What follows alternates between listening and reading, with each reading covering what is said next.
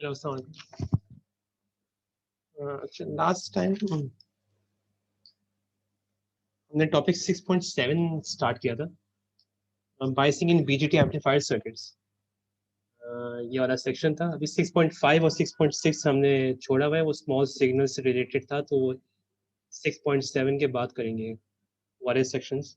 तो इस सेक्शन में हमने एक तो चीज़ें देखी थी कि आई बी वैरी करने से या वी बी ई वैरी करने से आपका जो आउटपुट करंट है वो कितना वैरी होता है, आई ई वाला करंट जो था। तो ये दो कॉन्फ़िगरेशंस थी, इसमें हमने फिक्सिंग वी बी अप्लाई किया हुआ था, इसमें फिक्सिंग आई भी अप्लाई किया हुआ था, लेकिन हमें पता है कि इनका कर्व इतना स्टीप होता है, स्क्वायर लॉ भी कहते हैं इसको। तो बेसिकली अगर आई भी चेंज होगा, फिर हल्का सा वैरी होता है किसी प्रोसेस या किसी टेम्परेचर की वजह से, तो उससे आपका आउटपुट करंट है आई सी वो बहुत वैरी होगा, क्योंकि बीटा टाइम्स आई बी आपका आई सी होता है। और V B exponential V B upon V T होता है, और वो आपका अगर वी बी वैरी होगा तो आपका एक्सपोनेंशियल वाला टर्म वैरी होगा, फिर आपका आई सी करंट वैरी होगा। तो ये दो प्रोसेसेस थी इसके। इससे हमने फिर 2-3 टेक्निक्स देखनी थी। एक क्लासिकल डिस्क्रीट सर्किट बायस था, और biasing by collected base feedback, और थर्ड वाला फंक्शन जो टेक्निक है वो हमने यूज़ करनी है स्टेप बाय स्टेप। और बेसिकली बायस अगर ट्रांसफर करना है, मतलब क्यू पॉइंट आपको बायस करना है, तो ये 3 टेक्निक्स हैं, ये अप्लाई की जाती हैं। तो उसमें हमने लास्ट लेक्चर में ये फर्स्ट टेक्निक थी, ये हमने देखी थी। हमने इसमें बताने की कोशिश की थी कि आपका आउटपुट फॉर्मूला होता है आई का, इस केस में उससे आईसी भी निकल सकता है, वो उसका फॉर्मूला ये था। और हमने कहा था अगर आपको वी बी इंडिपेंडेंट बनाना है तो कंडीशन ए अप्लाई होनी चाहिए, V B B should be much greater than V B E. And अगर आपको बीटा इंडिपेंडेंट बनाना है तो आपका R E should be much greater than R B upon beta plus 1। तो उससे दो अजम्पशंस होती हैं जो हम लेके चलेंगे। वो एक अजम्पशन थी V B B should be approximately equal to 1/3 of V C C, और उसके लिहाज से देखें वी सी बी या V C should be 1/3 of V C C and I C R C. जो ड्रॉप है आपका आर सी रजिस्टर के क्रॉस, वो भी इक्वल होना चाहिए 1/3 ऑफ वी सी सी के। ये अप्रोक्सीमेशन है। और ये हमने हल्का सा देखा था कि कॉम्प्रोमाइज़ करना पड़ता है आपको जब कुछ चीज़ डिज़ाइन करते हैं। तो एक डायरेक्शन में एक चीज़ बढ़ेगी और दूसरी चीज़ ख़त्म हो जाएगी। जैसे हमें पता है कि वी सी ई, जैसे अगर एक वी टी सी कर्व था, अगर आप रिकॉल करें, तो जो वी टी सी कर्व था, ऐसा कुछ कर्व था वी टी सी का, तो वो हमें पता है कि ये क्यू पॉइंट बाइस करते हैं हम। ये जितना आगे बाइस करेंगे उतना गेन बढ़ेगा। ये बेसिकली वी सी ई का था आपका। और हमें पता था कि फॉर्मूला में वो V C C minus V C E आता है गेन के फॉर्मूला में, जो वी आर सी के बराबर होता है। तो एक चीज़ हमें पता थी कि वी सी जितना मैं कम करूँगा उतना मेरा गेन बढ़ेगा, लेकिन जितना मैं वी सी मतलब सॉरी जितना मैं वी सी इसको क्यू पॉइंट को थोड़ा आगे लेके जाऊँगा, वी सी बढ़ाऊँगा, उस टाइम पे मेरा क्या होगा, मेरा गेन तो फ़र्क पड़ेगा, लेकिन मेरा स्विंग है वो इफ़ेक्ट होगी। तो ये जो गेन और स्विंग का था, ये काफ़ी कॉम्प्रोमाइज़ था। बल्कि ये आपका वी बी ई सर था। ये वी बी ई होता है, सॉरी। सर थोड़ा ज़ूम इन कर ज़ूम अच्छा मैं दोबारा बताता हूँ इसको। एक मिनट रुकिए सर, इसको हम वहाँ ले जाते हैं, हाईकोर्ट। तो एक चीज़ हमें ये पता थी कि ये जो हमारा कर्व था,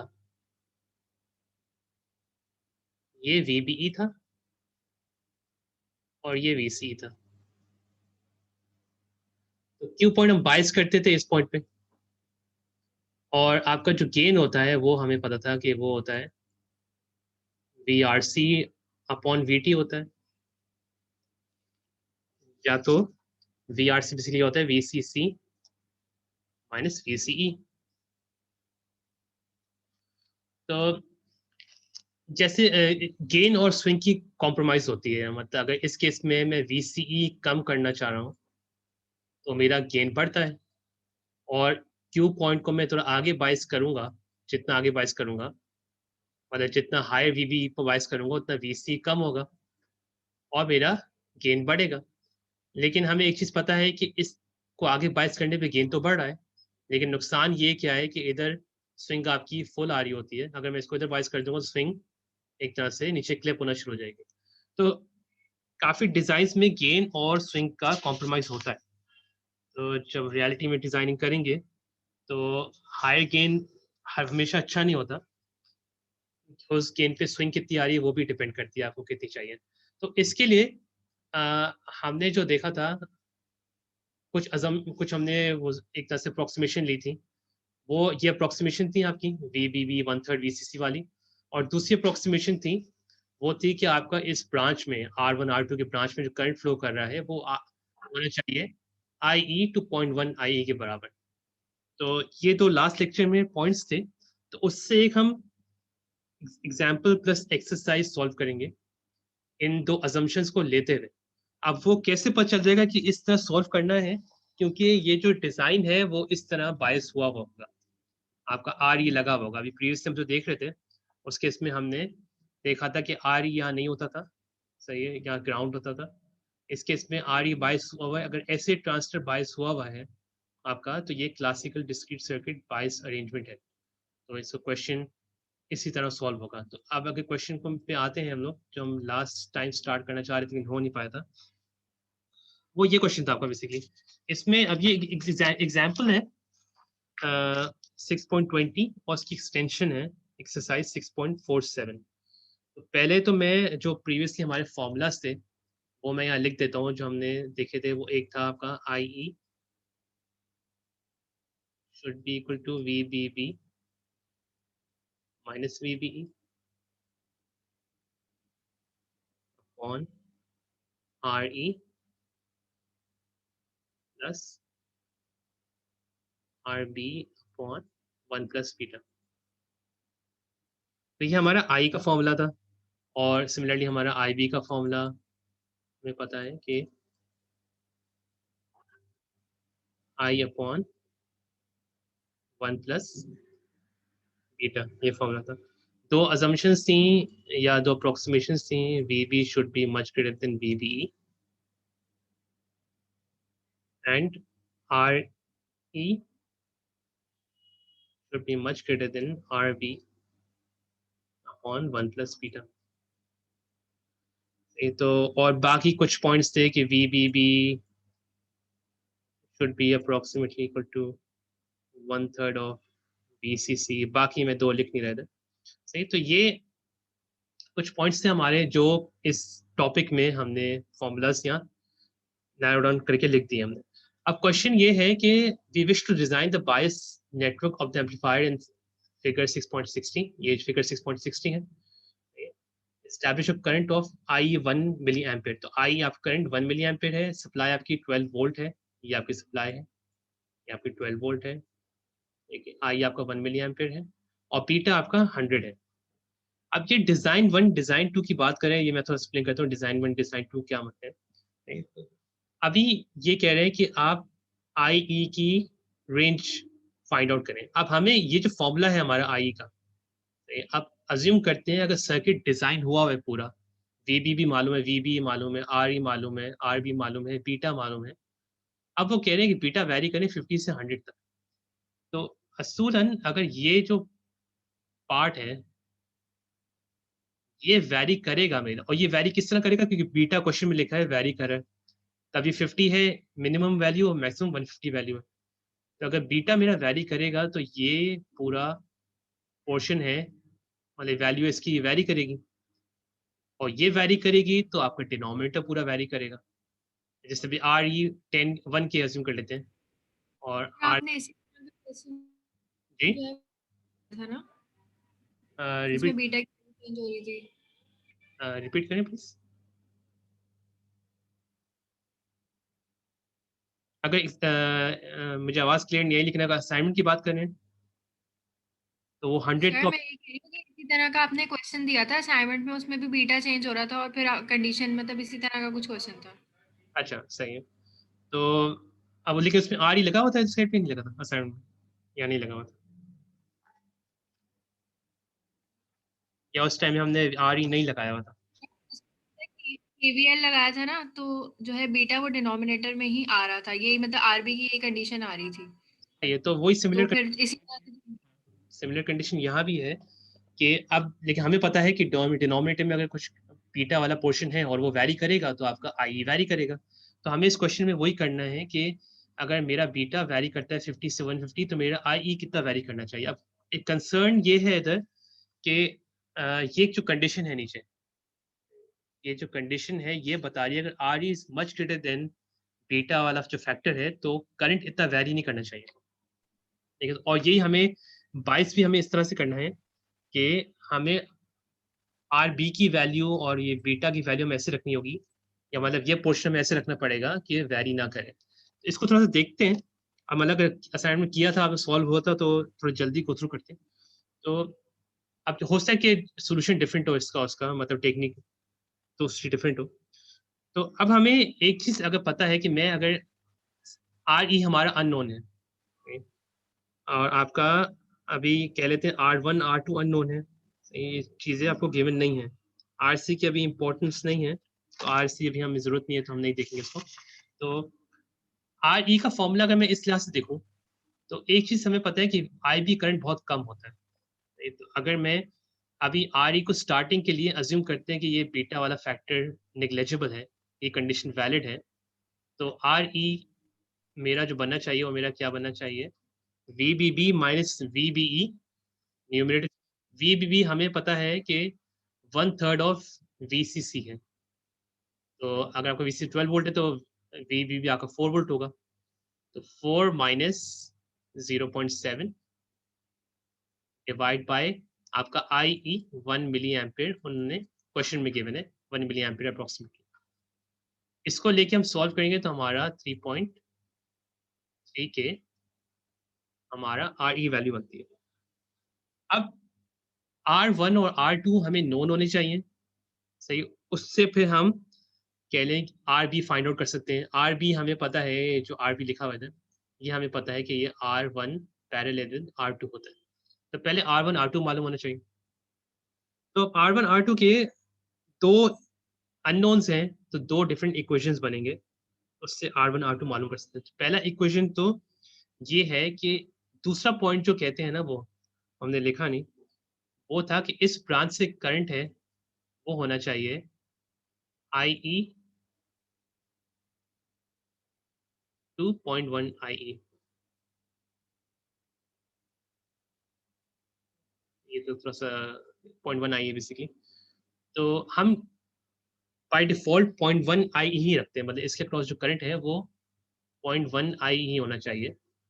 ये जो दूसरी कंडीशन थी हमारी वो कंडीशन है। पहली कंडीशन हमारी जो थी वो थी V B B should be approximately equal to 1/3 V C C, और दूसरी कंडीशन थी कि इस ब्रांच में करंट जो है आपका वो 0.1 आई ई टू आई ई होना चाहिए। तो हम फिलहाल 0.1 आई ही रख रहे हैं। अब इसके अक्रॉस मुझे वी सी सी पता है 12 वोल्ट है, मुझे इसके अक्रॉस करंट पता है, तो इसकी टोटल रेजिस्टेंस पता हो तो मैं इक्वेशन बना सकता हूँ।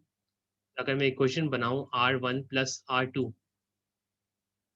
इसके क्रॉस टोटल रेजिस्टेंस है V is equal to I R है, तो यहाँ क्या होगा V अपॉन आई आपका R होगा।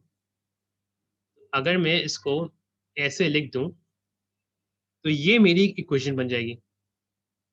सही है, मतलब इसके across total resistance R1 plus R2, इसके अक्रॉस करंट है वो 0.1 आई है, तो आपका आई 1 मिली था तो 0.1 आई 0.1 मिली है, और आपका वोल्टेज 12 वोल्ट है। अब दूसरी इक्वेशन हमें पता है कि वो दूसरी इक्वेशन क्या होती है, वो ये वाली इक्वेशन होती है कि वी बी बी जो 4 वोल्ट है should be equals to V C C जो 12 वोल्ट है और times R2 upon R1 plus R2। इसको आप सब्स्टिट्यूट मेथड से सॉल्व कर सकते हैं, दो अननोन्स हैं तो आप दोनों रेजिस्टेंस फाइंड कर सकते हैं। तो मैंने फाइंड आउट की भी है, तो वेरीफाई कर लीजिएगा आपकी सही है या नहीं, लेकिन अभी इसको सॉल्व नहीं करते। 40 के R2 है और R1 आपका 80 के है। अब दो रेजिस्टेंस मालूम हो गई, इसको आप वेरीफाई भी कर सकते हैं। ये आपका R2 40 के है, 40 के डिवाइड बाय 40 प्लस 80 के मतलब 40k डिवाइड बाय 120k 1/3 होता है, और 12 टाइम्स 1/3 आपका 4 के बराबर होता है। यहाँ भी वेरीफाई कर सकते हैं, 120k होता है, 120k टाइम्स 0.1 मिली आपका 12 के बराबर होता है। तो अब ये दो नोन वैल्यूज आपके सामने आ गई, आर ई भी आप निकाल चुके हैं ऊपर, ठीक, और ये आर ई है ना, ये अभी approximate value of R E है, मतलब एग्जैक्ट वैल्यू नहीं है, ये अप्रोक्सीमेट वैल्यू है। अप्रोक्सीमेट वैल्यू इसलिए है क्योंकि आपने ये वाला पोर्शन है अभी R B upon 1 plus beta, ये आपने निग्लेक्ट किया था इस आर ई को सॉल्व करने में।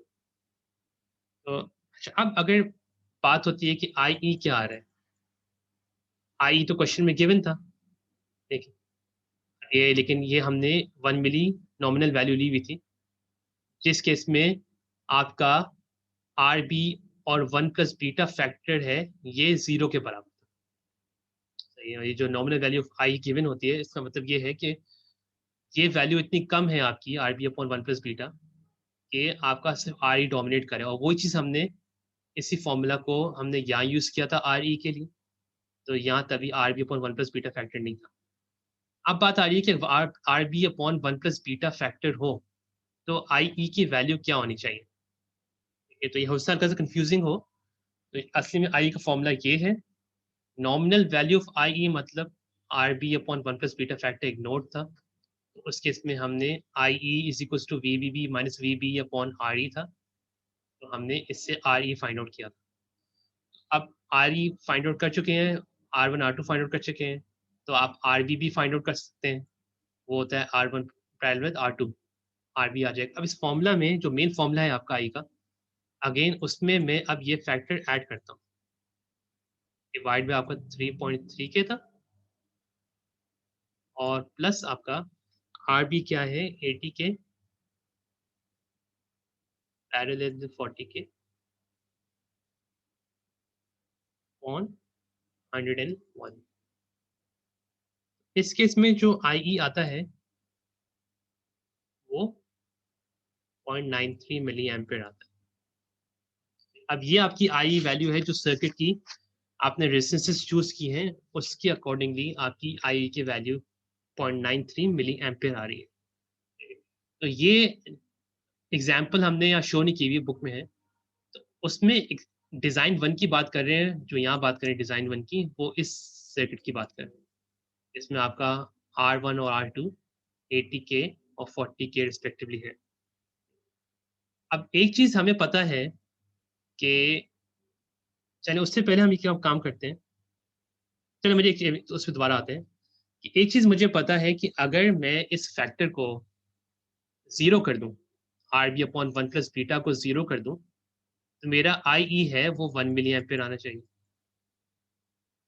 ठीक है, वो कैसे आएगा, 4 minus 0.7 3.3 divide by R E आपका 3.3 के था, तो आपका 1 मिली आ जाएगा। ये जितनी ज्यादा वैल्यू होगी उतना आप 1 मिली से दूर जाएंगे, ये मतलब ये जितनी ज्यादा वैल्यू मतलब आर बी जितना बड़ा हो गया, अगर मेरा आर बी 800 के और 400 के हो गया, तो ये फैक्टर ज्यादा डोमिनेट करेगा, और ये फैक्टर ज्यादा डोमिनेट करेगा तो आपका करंट और कम हो जाएगा। ये फॉलो कर रहे हैं ना, ये पॉइंट जो मैंने अभी बोला है। तो अभी जैसे ये 3.3 के है, ये हो सकता है 0.2 या 0.3 के हो, इसका पूरा जो फैक्टर ये वाला, तो उस टाइम पे अज्यूम कर लेते हैं 0.2 के है, तो ये 3.3 के प्लस 0.2 के 3.5 के हो जाता है, और ऊपर 3.3 है डिवाइड बाय 3.5 के 0.93 आ गया।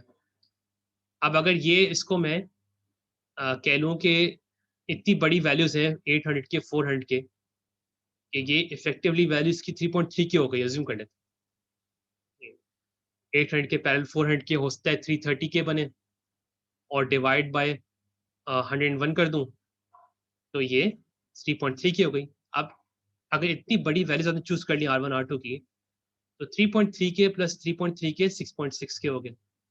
अब ऊपर न्यूमरेटर में 3.3 वैल्यू थी, तो 3.3 डिवाइड बाय 6.6 के कितना हो गया, 0.5 मिली हो गया। ठीक, एक चीज हमें इससे अंदाजा हो रहा है कि R1 R2 जितनी छोटी वैल्यू चूज करेंगे उतना आप IE के करीब रहेंगे। और अभी ये पॉइंट हमें क्लियर हुआ है, सही। तो जितनी बड़ी वैल्यूज R1 R2 चूज करेंगे उतना मैं नॉमिनल IE से दूर चला जाऊंगा। एक पॉइंट ये था, और ये पॉइंट उसी पॉइंट को रिलेट कर रहा है जो आपने बोला है I2.1 IE आपका करंट होना चाहिए इस ब्रांच से। तो अगर इस ब्रांच में आपने करंट इतना कम कर दिया, आपने 0.001 IE कर दिया, अगर आपने करंट इतना कम कर दिया तो आपकी रेजिस्टेंस बढ़ जाएगी, क्योंकि करंट और रेजिस्टेंस का इन्वर्स रिलेशन होता है, वोल्टेज तो फिक्स है। तो हमने बाय डिफॉल्ट 0.1 IE हमने करंट रखा था। तो अगेन आपका करंट 0.1 IE था, तो उससे आपका R1 R2 80 के 40 के आया था। और आपने जो RE 3.3 के निकाला था उस केस में आपने ये फैक्टर इग्नोर किया था, लेकिन अभी इस फैक्टर को काउंट करते हुए आपने IE निकाला तो 0.93 मिली एम्पियर आ रहा है। तो पहले इसको RE निकालना होगा without RB upon 1 plus beta, और फिर उससे आप IE निकालेंगे 0.93 मिली एम्पियर। अच्छा, अब डिजाइन 1 जो है उसमें R1 R2 40 के 80 के और 40 के आपने फाइंड आउट किए हैं, तो आपका IE 0.93 मिली एम्पियर आ रहा है। अब इस क्वेश्चन में करना ये है, हमें अब सारी सेम वैल्यूज रखते हुए हमें बीटा वैरी करना है 50 और कभी 150। तो ये सेम जो इक्वेशन है ये अब हो जाएगी 80 के सर जी। तो 80 के और ये 40 के पैरेलल रख के अगर सॉल्व करें तो 1 मिली ही आ रहा है, मतलब 0.99 मिली आ रहा है। नहीं, 80 के और 40 के पैरेलल में रख के डिवाइड बाय 101 किया आपने। Yes sir.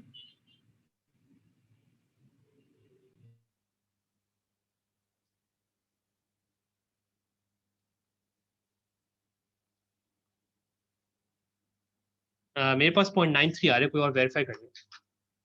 नहीं, मतलब 80 के पैरेलल 40 के डिवाइड बाय 101 करते हो तो 260 ओम्स आता है। चलिए देखिए 80 सर के पैरेलल में रखा है तो 80 मल्टीप्लाई बाय 40 डिवाइडेड बाय 120 होगा ना, और फिर उसको 101 से डिवाइड कर देंगे। पहले आप चलें 80 मल्टीप्लाई बाय 40। सर 0.9 ही आया है। 0.99 आ रहा है मेरे पास। मेरे पास 0.93 आ रहा है। जी चलिए सर, मेरे पास 0.93 आ रहा है। आप स्टेप बाय ओके। मतलब आप इसको 120 के मतलब 40 के प्लस 80 के 120 के डिवाइड बाय 80 टाइम्स 80 के टाइम्स 40 के करें। वन पहले 80 के टाइम्स 40 के करें क्या? उल्टा कर दिया था मैंने ना, वो मल्टीप्लिकेशन जो है वो न्यूमरेटर में कर दी थी। आपको इन्वर्स करना होगा। तो ओके अब सर। इस क्वेश्चन में हमें बस करना क्या है, पहले बीटा हमारा 100 सॉल्व किया था, बीटा 50 सॉल्व करेंगे और फिर आप बीटा सॉल्व करेंगे 150 से। तो आई की हमें परसेंटेज चेंज चाहिए जब आपका बीटा वैरी होता है 50 से 150 तक। तो अब एक चीज हमें और पता है कि अगर ये फैक्टर डोमिनेट कर रहा है या मतलब रिस्पेक्टेबल है, तो ये जितना चेंज होगा आपका आई उतना ज्यादा चेंज होगा। अब जैसे आप समझ लेते हैं कि आपने आर भी है वो आपने 0 कर दिया, अज्यूम करते हैं आर भी 0 कर दिया आपने, तो क्या होगा? आर भी 0 कर दिया तो बीटा बेशक 100 तो है, बेशक बीटा 0 चला जाए या 1000 चला जाए, आपका ये फैक्टर है, इसका फर्क ही नहीं पड़ेगा, ये हमेशा 0 ही रहेगा। तो और इसको जितनी बड़ी वैल्यू कर दें आरबी को, फिर बीटा चेंज होगा तो उतना परसेंटेज चेंज नजर आएगा। तो बताने का मकसद ये है कि इन वैल्यूज पे अगर मैं बीटा को 50 और 150 करूंगा तो मेरा आई है वो वैरी करेगा, और हो सकता है वो वैरी इस तरह से करे 0.88 से लेके 0.97 तक चला है। मैं मुझे नंबर्स याद नहीं है, लेकिन हो सकता है वैरी करे इतना।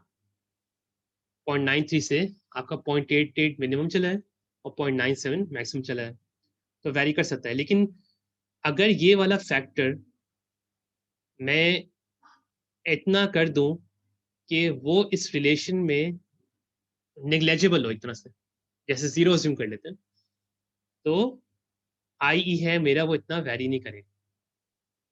ये पॉइंट क्लियर हुआ आपको? तो मतलब जैसे ये चीज जिनने यहाँ बोली थी ना इन्हें यहाँ बोली थी, अगर आई ई आप चाह रहे हैं इनसेंसिटिव हो, मतलब आई वेरी ना करे, तो आपका आर ई बहुत ज़्यादा होना चाहिए आपका R B upon one plus beta से, या दूसरे टर्म्स में आपका R B upon one plus beta बहुत कम होना चाहिए। अगर ये आर बी जितना कम है मेरा, उतना मेरा आई वेरी नहीं करेगा। अभी तो 80 के 40 के पे हमने सॉल्व आप करें तो आपकी वैल्यूज कुछ ऐसे आएंगी 0.88 से 0.97।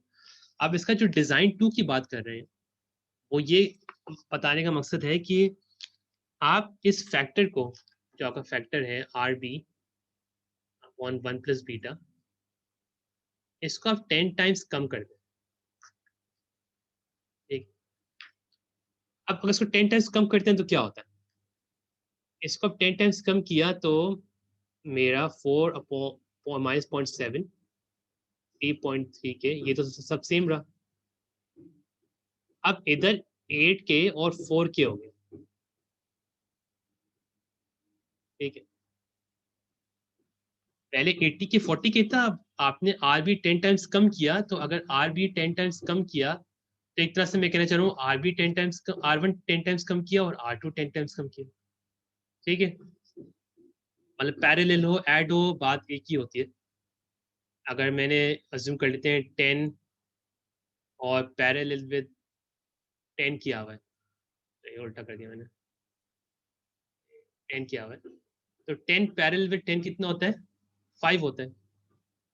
अब मैं आपको बोलूँ कि मुझे टोटल रेसिस 10 टाइम्स कम करनी है, तो इंडिविजुअल रेसिस 10 टाइम्स कम कर लूँ, एक ही बात है। मैंने क्या किया, 1 पैरेलल में 1। अब इसकी इफेक्टिव रेसिस क्या हो गई? 0.5 हो गई, 10 टाइम्स कम हुई, ये भी 10 टाइम्स कम हुआ, ये भी 10 टाइम्स कम हुआ। तो अब डिजाइन बी में उन्होंने कहा, डिजाइन 2 में उन्होंने कहा कि रेसिस को 10 टाइम्स कम कर दें। तो एक तरह से रेसिस को 10 टाइम्स कम करने का मकसद ये है, आप इसके अक्रॉस करंट है वो 10 टाइम्स बढ़ा दें, क्योंकि वोल्टेज तो कांस्टेंट है। वोल्टेज कांस्टेंट है तो आई आपका इनवर्सली प्रोपोर्शनल टू आर है। अगर मैं आर 10 टाइम्स कम कर रहा हूँ तो मैं एक तरह से आई 10 टाइम्स बढ़ा रहा हूँ। अब इसको अगर सॉल्व करेंगे ना, इसको कोई सॉल्व करके मुझे बता दे वैल्यूज क्या आ रही हैं। अब 8 के पैरेलल विद 4 के डिवाइड बाय 101, सॉल्व करके बताएं सर।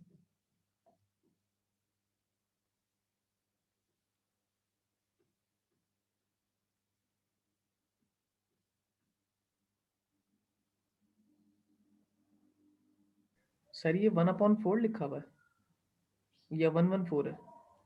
सॉरी, ये पैरेलल साइन है और ये 4 के। 80 के पैरेलल विद 4 40 के था, अब वो 8 के पैरेलल विद 4 के है।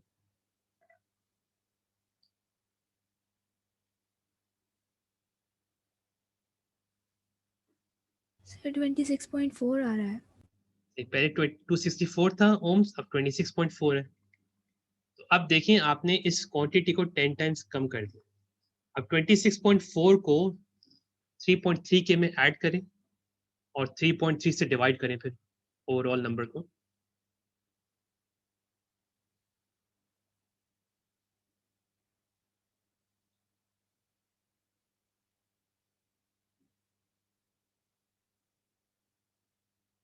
वन 1.008 मिली। नहीं, कम आना चाहिए, 1 से कम आना चाहिए। सर 0.99 है इसको। आ रहा है मेरे पास। सर 0.99 आ रहा है। 0.99, मेरे पास 0.99 आ रहा है, क्योंकि 3.3 के जब आपने रखा था उस टाइम पे आपका आई 1 मिली बनता था। अब ये 3.3 से थोड़ी सी बड़ी वैल्यू है, तो डिनोमिनेटर हल्का सा बड़ा हुआ तो आपका करंट हल्का सा कम हुआ। इस टाइम पे आपका आई हो गया 0.99 मिली एम्पियर। तो ये वही बात है कि R B upon one plus beta factor जितना छोटा कर दें, वही हमने छोटा के 10 टाइम्स, तो आप आई के करीब पहुंचेंगे नॉमिनल वैल्यू की।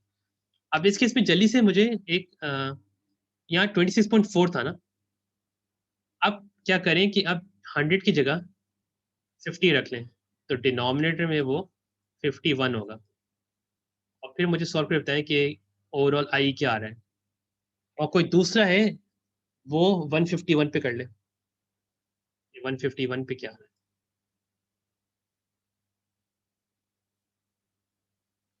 तो ऑलमोस्ट सेम ही ऑलमोस्ट सेम तो होगा लेकिन थोड़ा बहुत तो चेंज होगा। जैसे मेरे पास ये आ रहा है, कोई बता सकता है?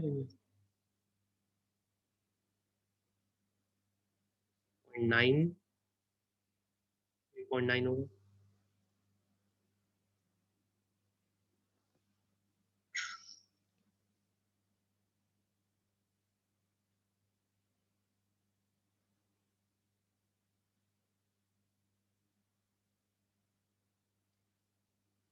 जैसे मेरे पास ये आ रहा है 0.984 और 0.995। अब किसी और कुछ और हो तो बता दीजिएगा। नहीं तो अब बताने का मकसद ये है कि ये जितना फैक्टर कम हुआ, ये रेसिस्टेंस कम हुई, आपका तो वेरिएशन है ना, ये 0.99 से 0.984 और 0.995 आ रहा है।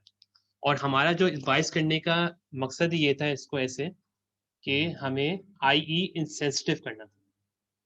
तो उसके लिए हमने कहा था कि आपका RB अपॉन 1 बीटा वो फैक्टर कम होना चाहिए।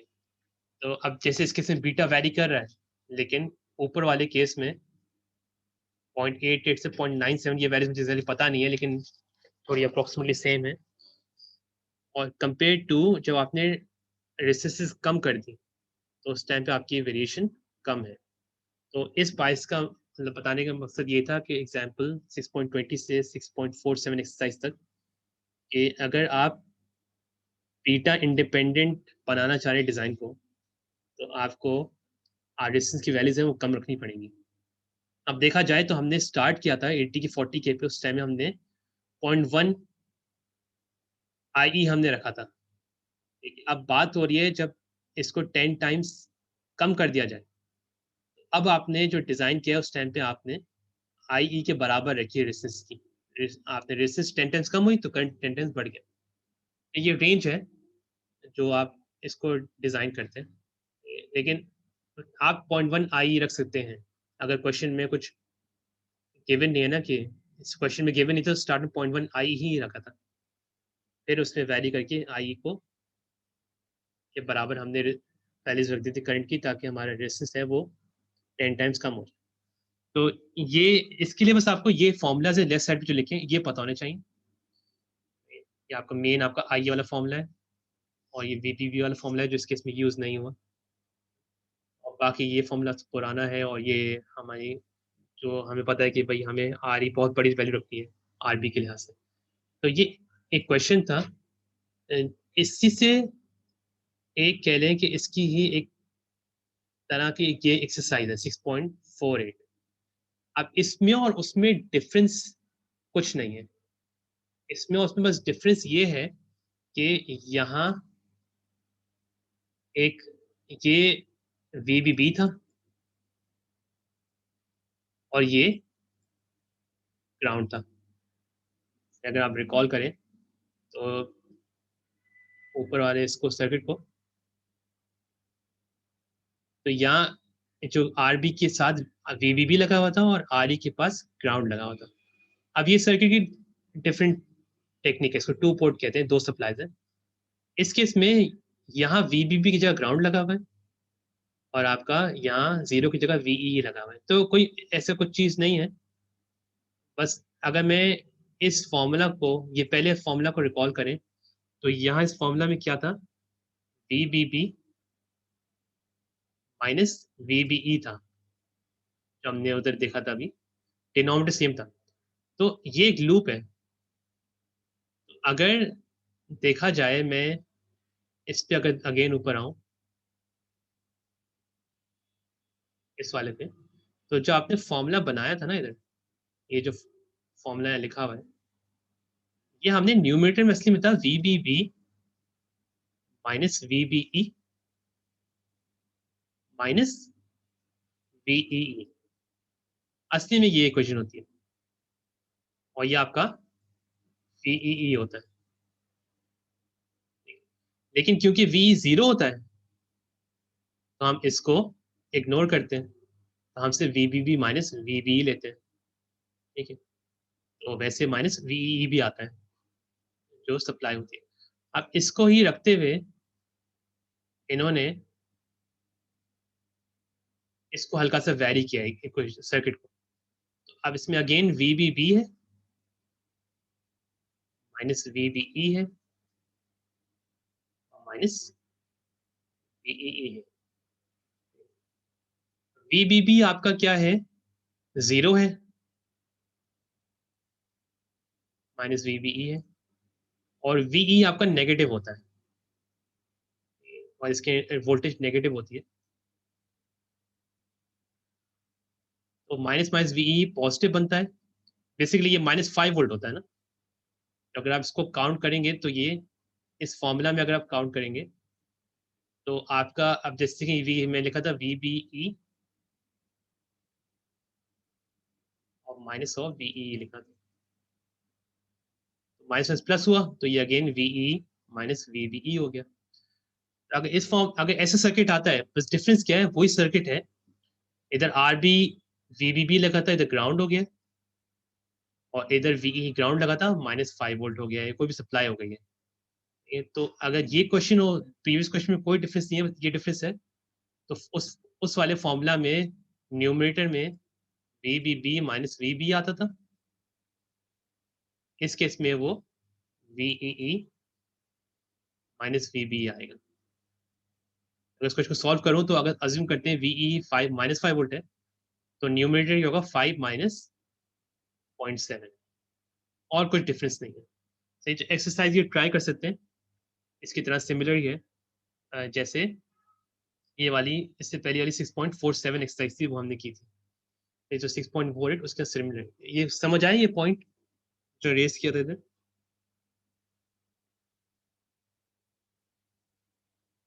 ठीक है, तो ये पहली टेक्निक थी जो हमने पढ़ी, जिसको हमने नाम जैसे क्लासिकल डिस्क्रीट सर्किट बायस। अब दूसरा होता है connected to base feedback resistor. ये अगर ये सर्किट आ रहा है तो आपको ये टेक्निक, ये भी एक तरह से देखा जाए तो सिमिलर है। अब वो किस तरह से है कि अब जैसे मुझे एक चीज पता होनी चाहिए कि ये जो करंट इसके क्रॉस करंट फ्लो कर रहा है ना, हम प्रीवियस केसेस में हम क्या रखते थे, हम जो अगर रेजिस्टेंस लगी हुई है,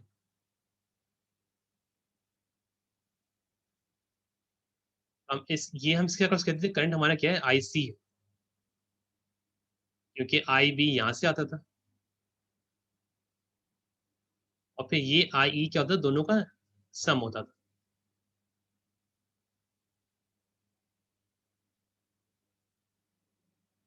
ठीक है, अब ये जो करंट है ना, अब ये करंट क्या है आपका, थोड़ा सा इसमें अगर देखा जाए कि एक करंट ये फ्लो कर रही है IB, ये करंट है IE,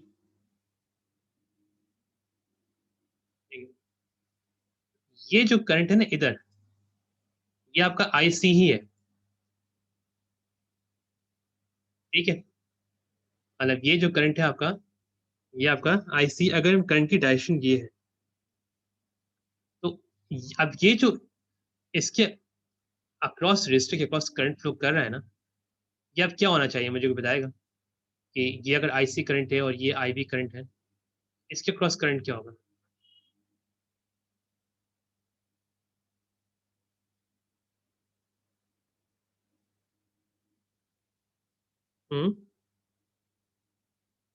इसके across current IC plus IB होगा।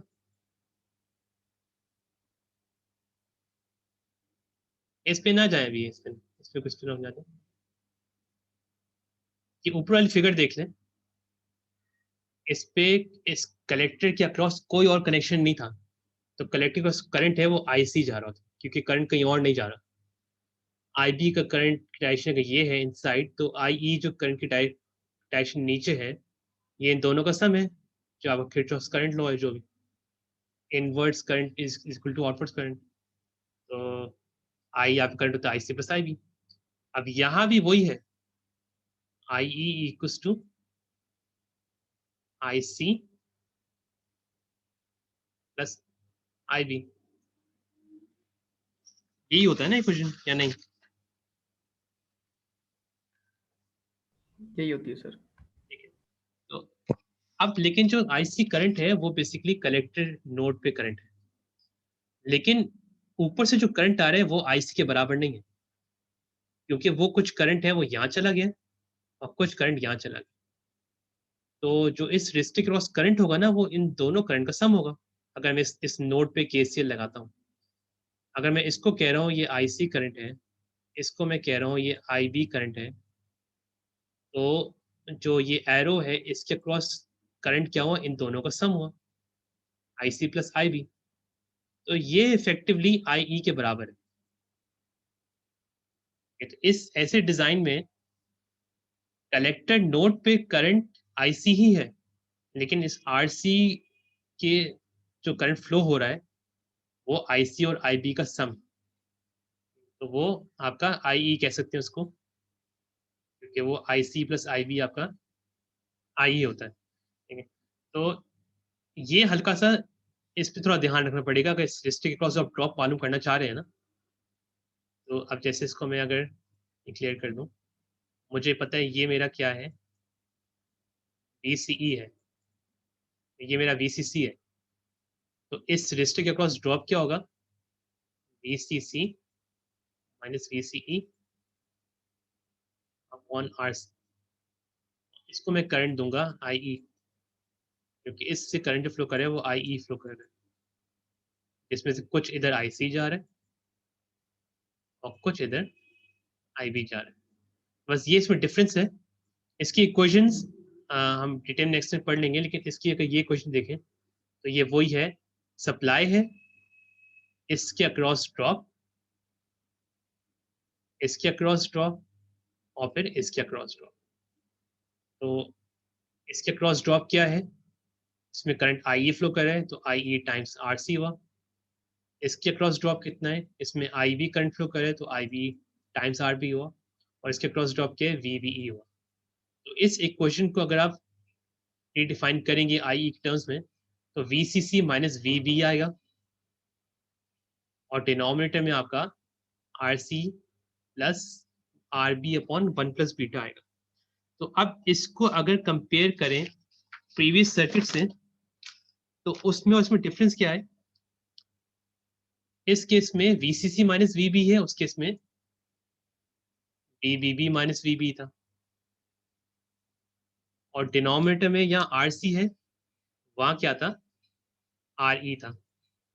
ये तो फॉर्मूलाज ऑलमोस्ट आइडेंटिकल हैं IE के, बस डिफरेंस ये पहली टेक्निक में VBB माइनस VB था, और वो जो हमने ये वाला फिगर देखा था इसमें तो VEE आता था।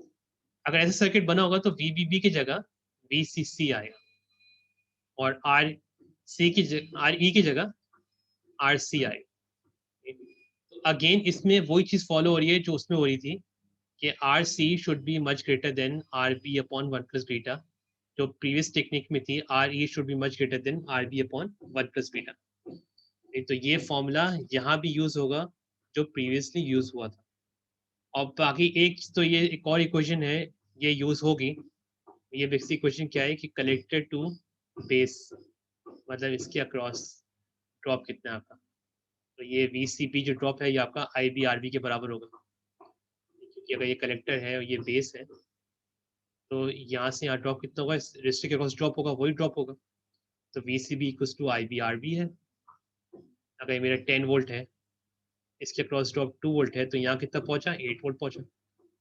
वही जो आप अगर मैं कहता हूँ IB निकालें तो आप कैसे निकालेंगे, हमेशा किसी रेसिस से करंट निकालें तो आप उसकी रेसिस लिखते हैं, नहीं और क्या लिखते हैं, तो V इक्वल IR होता है आपका फॉर्मूला। तो अगर मैं I लिखना चाह रहा हूँ तो आपका वोल्टेज क्या होगा इस केस में, VC माइनस VB, दोनों के cross voltage drop, collector voltage ये है, बेस वोल्टेज ये है, और डिवाइड बाय रेजिस्टेंस। तो ये जो दो फॉर्मूलाज हैं, और पहले ये तो IB का फॉर्मूला आपने इसको लिखा हुआ है I की फॉर्म में, सही है, I अपॉन 1 प्लस बीटा होता है IB। तो ये तो फॉर्मूलाज हैं, ये इसको लेके हम नेक्स्ट क्लास में इस वाले सर्किट का collector to base feedback resistor का हम सॉल्व करेंगे क्वेश्चन। तो दोनों टेक्निक्स में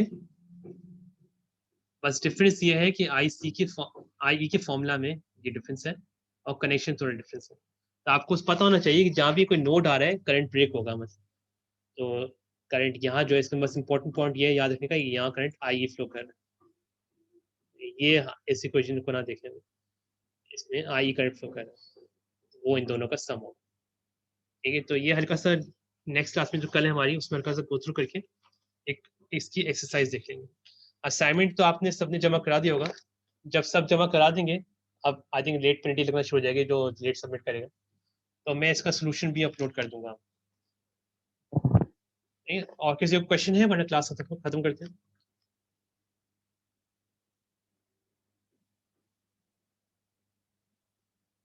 मेरी आवाज तो आ रही थी ना सबको? Yes sir. जी सर। चलिए फिर क्लास खत्म करते हैं, फिर नेक्स्ट कल क्लासेस 140 पे, तो उसमें मिलते हैं। Okay sir. Thank अल्लाह हाफिज। अल्लाह हाफिज़ सर।